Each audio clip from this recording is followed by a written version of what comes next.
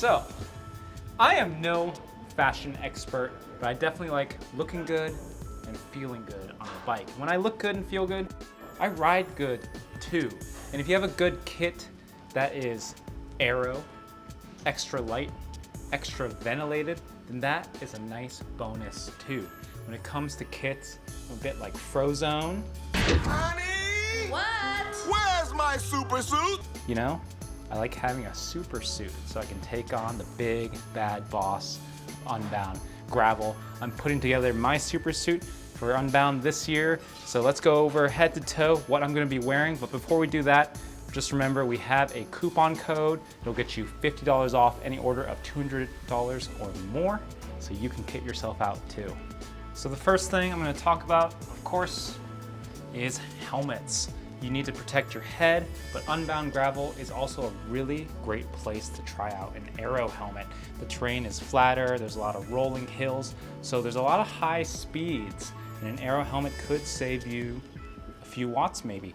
And it's really nice now because modern aero helmets are way better ventilated than they used to be, so I really don't get hot wearing an aero helmet unless I'm crawling up a really long and slow climb. Really, for something like Unbound or any sort of flat, fast gravel race, there's no reason not to wear an aero helmet. The one that I'm gonna be wearing this year is the Giro Eclipse. This is the one I wore last year too. It has some really bold aero claims. Giro says it's the fastest helmet they've ever made. I think it's really well ventilated. It also uses this MIPS spherical tech. So there's actually, there's MIPS to give you some rotational impact protection to prevent concussions, hopefully, but there's no MIPS liner, which I've found in the past can kind of affect the fit of the helmet.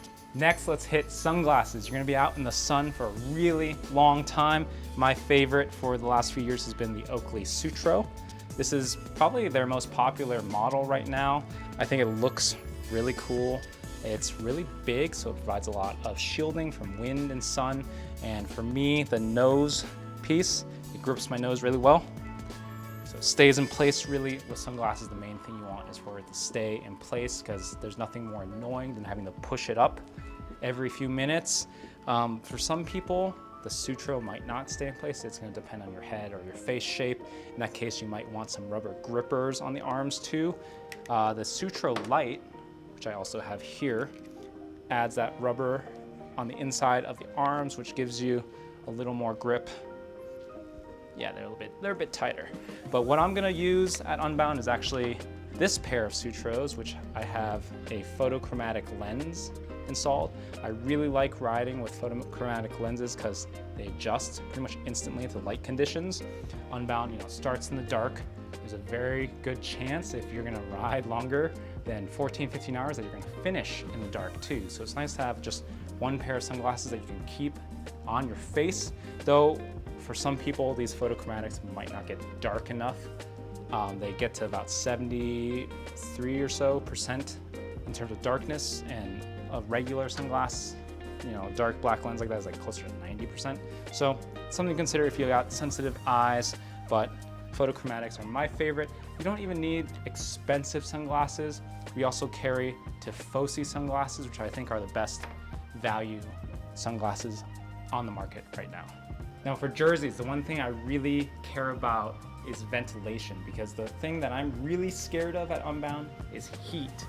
Now the last 2 years were pretty muddy with some rain, but when it's not raining and the sun comes out, there's absolutely no tree cover and you end up baking. So having a jersey that keeps you cool can keep you happy and help your performance a lot too.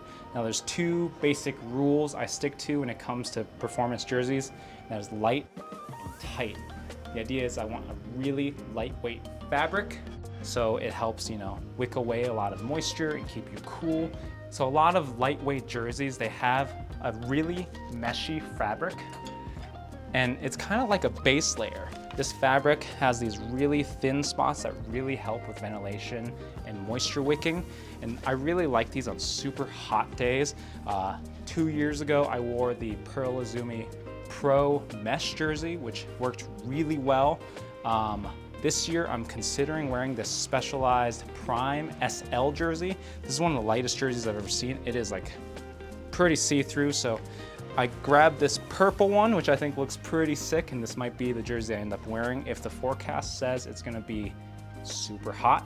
But if it's not super hot, the other jersey I was really considering is the one I wore last year, which is this Rafa Pro Team Aero jersey.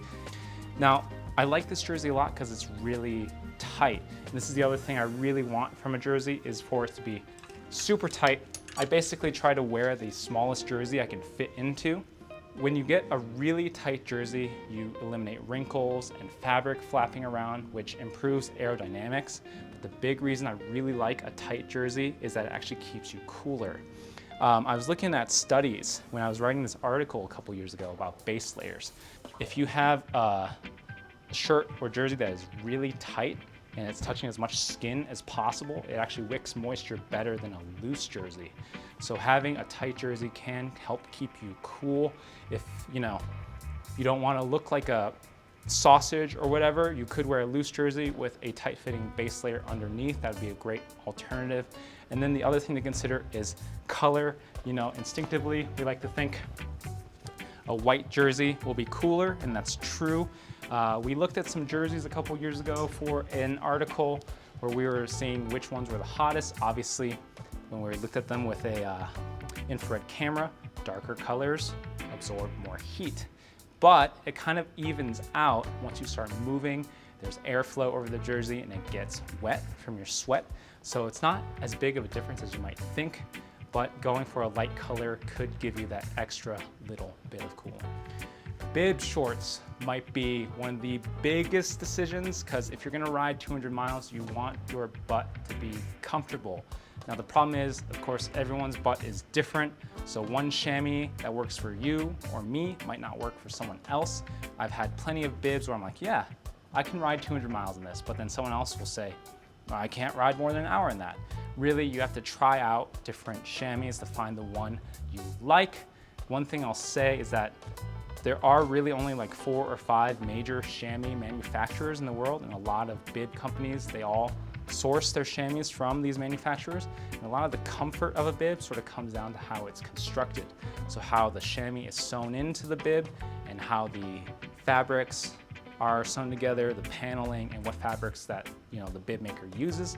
In general, I like to say that bibs in the $150 range and above, they're probably gonna be pretty comfortable. But anytime someone comes and asks for like a recommendation, they're like really suffering, they need a really good chamois, I usually just say, go for ASOS, because ASOS has that reputation for having really good chamois. They get their chamois from this company, Elastic Interface, which a lot of other brands use. But the difference is that ASOS, they have their own proprietary chamois that only they use. So maybe they are better. To me, they're about as good as any other high-end chamois, Rafa Pro Team, Velocio, Concepts. The other thing I would really consider for your bibs is cargo pockets. Now, cargo pockets, they're on the thigh usually.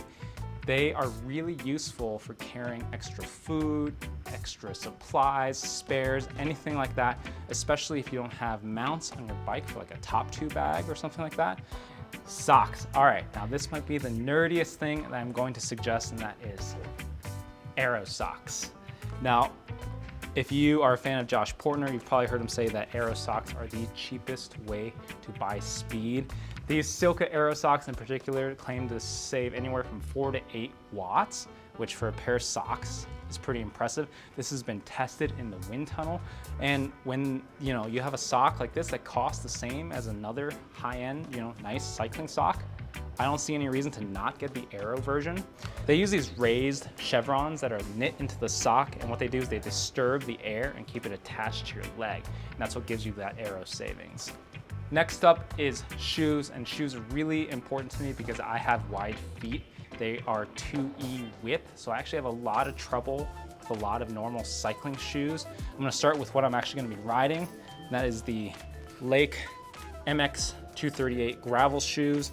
Now, Lake, in my opinion, they're probably the best brand in the world right now for wide shoes, and they have really good measuring charts too. So if you measure your foot and you compare it to the chart, you can be really sure that a shoe is going to fit your foot.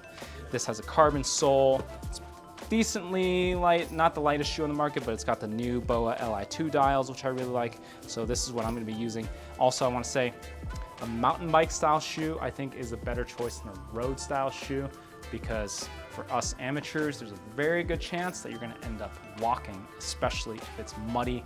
It's just a lot nicer to have a shoe with lugs on it. One last thing on shoes is almost every shoe comes with a crap insole. So it's worth experimenting with if you're having like arch pain, hot spots, or pain on the outside edge of your foot, trying to swap out an insole. I pretty much go for the standard specialized body geometry insoles. I use the red ones, which are for low arches. A few years ago, I did go to Retool and get custom insoles made. And really, unless your foot is really insane, I think the standard specialized one is just as good. The last thing we're gonna cover is hydration packs. Now, if you go to any gravel race in the US, pretty much 90% of the riders out there are gonna be wearing one of these two packs.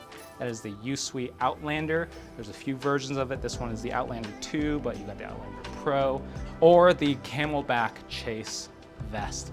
Now, these are both really good options because they're really lightweight.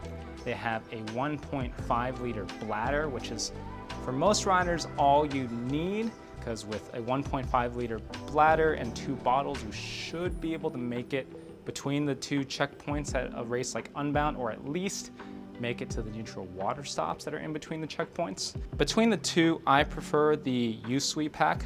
It's a little sleeker, it looks a little more aero when you're wearing it. The one downside to it is that it doesn't really have any pockets on it.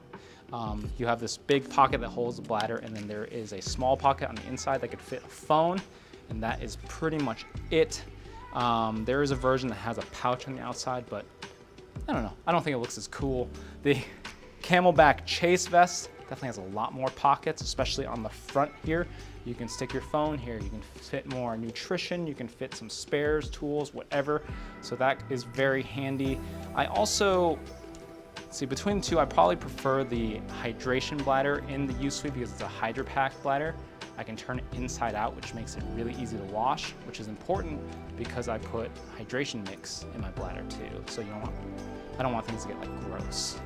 So that pretty much covers my entire kit: helmet, jersey, bibs, shoes, gloves, socks, sunglasses, hydration packs. But no matter what you're wearing, how much water you're carrying, it doesn't really matter if you can't find your way to the checkpoints or to the finish line, which is why next time we're gonna talk about navigation and electronics. Hopefully you stick around. Please like and subscribe, and I'll see you next time.